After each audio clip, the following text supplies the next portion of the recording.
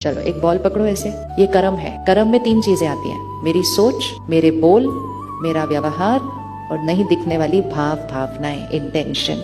ये 4 चीजें मेरा कर्म है। कर्म मतलब वो एनर्जी जो मुझसे निकलकर बाहर जाती है। हम सिर्फ अपने बोल और व्यवहार को कर्म बोलते हैं। कहते मैंने उनसे बड़ी अच्छी तरह से बात की, मैंने उनको सहयोग भी दिया, मैंने अंदर सोचा कैसे उनके लिए। क्या हमें आता है कि अच्छी अच्छी बातें करें लेकिन थोड़ा सा कड़वा सोचे? ऐसे आता है किसी को करना? आता है? नहीं आता। किसी को बहुत तरक्की मिली, हम कहते बहुत बहुत मुबारक हो, बहुत मुबारक हो, बहुत दुआएं। अंदर सोचते इसको क्यों मिली, मतलब समझ नहीं आया मुझे, इसने तो ऐसा कुछ नहीं किया था। फिर हमने कहा मैंने तो उनको बड़े प्यार से मुबारक दी, तो मेरा कर्म कैसा था? श्रेष्ठ नहीं, मेरा कर्म वो वाला था जो मैं अंदर सोच रही थी। क्योंकि लाइन तो 1-2 बोलते हैं, सोच तो 1000 चलती है। तो अगर मैंने 2 पॉजिटिव लाइन बोली लेकिन 100 नेगेटिव लाइन सोची तो भी मेरा -98 पे चलता है। इसलिए कर्म की चेकिंग शब्दों और व्यवहार पे नहीं, कर्म की चेकिंग इंटेंशन, भावना और सोच पर करनी होती है।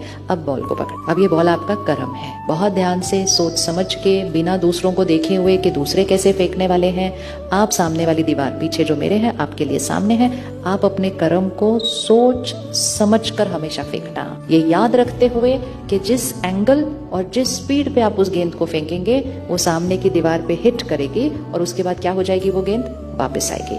हर एक की अलग अलग आएगी। उस समय दूसरे की गेंद को देखकर नहीं बोलना इसकी ऐसे क्यों आ रही है, उसकी वैसे आएगी जैसे उसने फेंकी थी, मेरी वैसे आएगी